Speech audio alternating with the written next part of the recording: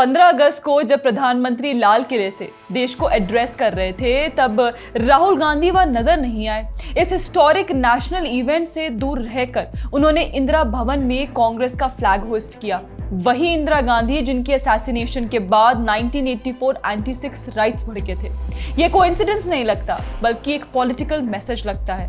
सवाल ये है कि क्या राहुल गांधी अपनी पार्टी की उस लेगेसी से कभी डिस्टेंस बनाना चाहते हैं या फिर वो उसी नैरेटिव को एम्ब्रेस कर रहे हैं जो उनके आसपास के लोगों ने 1984 के बाद क्रिएट किया था। नमस्कार, मैं श्रेया, स्वागत है आपका द पैम्फलेट में। 1984 के दंगे हिंदू और सिख के बीच की लड़ाई नहीं थी, ये कहानी कुछ और ही थी। इंदिरा गांधी के असैसिनेशन के बाद दिल्ली की सड़कों पर आग भड़की हुई थी, पर यह आग अपने आप नहीं लगी थी।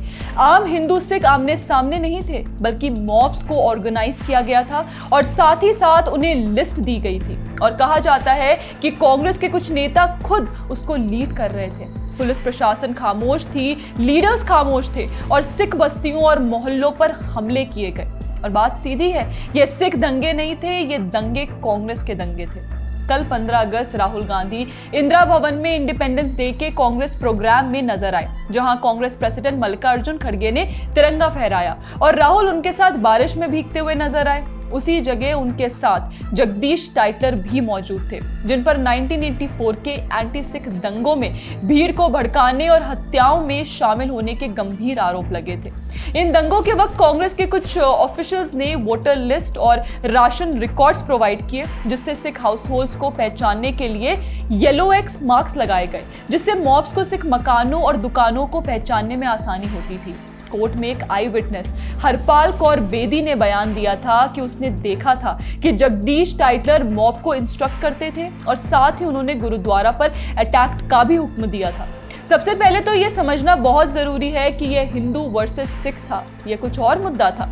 तो आपको बता दूं, ये कांग्रेस वर्सेस सब थे, मतलब तब जब भी कोई कांग्रेस के रास्ते में आता था।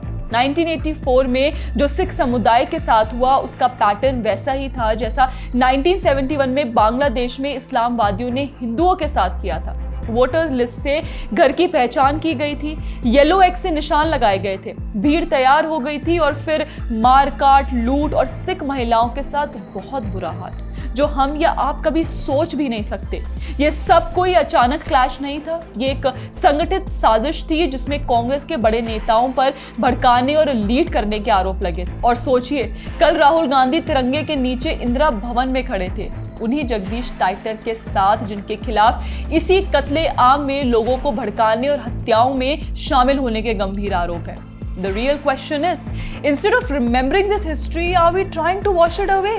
ये वक्त ऐसा वक्त था जो दिल दहला देने वाला था, जिसमें सिख पुरुषों को निर्मम तरीके से मारा गया, उनके घरों को जला दिया गया, यहाँ तक कि बच्चों तक को बख्शा नहीं गया। पूरी प्लानिंग, प्लॉटिंग इस तरीके से की गई थी कि कोई बच ना सके, ना घर, ना दुकान और इंसान तो दूर की बात है।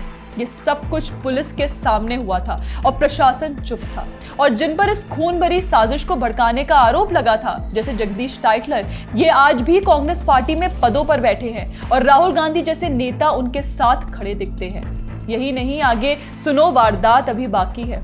मोहनदास करमचंद गांधी की हत्या के बाद देश गुस्से से उबल रहा था, लेकिन उस गुस्से का निशाना सिर्फ नाथूराम गोडसे तक नहीं रह गया, क्योंकि गोडसे एक चित्पावन ब्राह्मण था। महाराष्ट्र के पुणे और आसपास के इलाकों में पूरे चित्पावन समाज को भी खत्म करा गया। सैकड़ों मासूम परिवारों पर हमले हुए जिनकी कोई गलती नहीं थी, उन बेचारों के घर जलाए गए, दुकानों को लूटा गया। इस वजह से लोग मारे गए कि उनकी जाति गोडसे की जाति से मिलती थी। यह एक ऐसी त्रासदी थी जहां एक व्यक्ति के गुनाह की सजा उसकी पूरी बिरादरी को दी गई। यह एक कहानी नहीं, रियलिटी है जो मासूम लोगों ने अपनी जान देकर चुकाई। यह दिखाता है कि जब राजनीति, सत्ता और भीड़ का गुस्सा मिल जाता है तो इंसाफ की जगह बदले की आंधी चल पड़ती है। असली गुनाहगार तो अक्सर बच निकलते हैं, मगर निर्दोष लोग उसकी कीमत चुकाते हैं, या तो कभी जाति के नाम पर, या तो कभी धर्म के नाम पर, और कभी सिर्फ इसलिए कि वो किसी और की पहचान से मिलते जुलते हैं। यही सवाल आज भी खड़ा है कि क्या हम इतिहास से सबक लेकर नफरत की इस राजनीति को पहचानेंगे, या फिर बार बार वही जख्म कुरेदते रहेंगे जिसका इलाज कभी हुआ ही नहीं। वीडियो पसंद आए तो लाइक, शेयर और सब्सक्राइब करना ना भूलें। जय हिंद।